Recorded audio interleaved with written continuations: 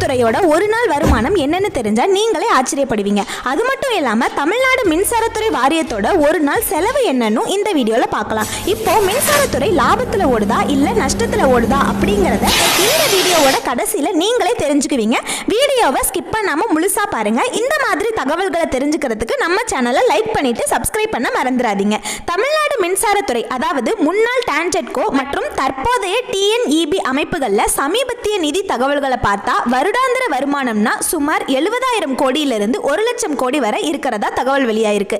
அத ஒரு நாளைக்குன்னு பார்த்தா 70 கோடினா ஒரு நாளுக்கு சுமார் 190 கோடி, வருஷத்துக்கு 1 லட்சம் கோடி அப்படின்னா ஒரு நாளைக்கு சுமார் 275 கோடி. அதாவது தமிழ்நாடு மின்சாரத்துறைக்கு தினமும் சுமார் 200 கோடியிலிருந்து 275 கோடி வரைக்கும் வருமானம் வருதுன்னு கணிக்கலாம்.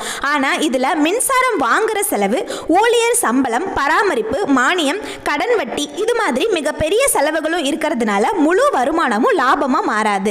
இப்போ தமிழ்நாடு மின்சாரத்துறையின் தினசரி வருமானம் சுமார் 200 கோடியிலிருந்து 275 கோடி வரைக்கும் இருக்கும் அப்படின்னு பார்த்தாலும் அதே மாதிரி தினசரி செலவுகளும் மிகப்பெரிய அளவுல தான் இருக்கு. சமீபத்திய டான்ஜெட்கோ டிஎன்பிடிசிஎல் நிதி அறிக்கைகள் மற்றும் செய்திகளை பார்த்தா மின்சாரம் வாங்கும் செலவு பவர் பர்ச்சேஸ் காஸ்ட் மட்டும் ஆண்டுக்கு பலாயிரம் கோடி ஆகுது. 2022 இருந்து 2023 ஆண்டு மின்சாரம் வாங்கும் செலவு மட்டும் 11,625 கோடி அதிகரிச்சதா அறிக்கை வெளியாயிருக்கு.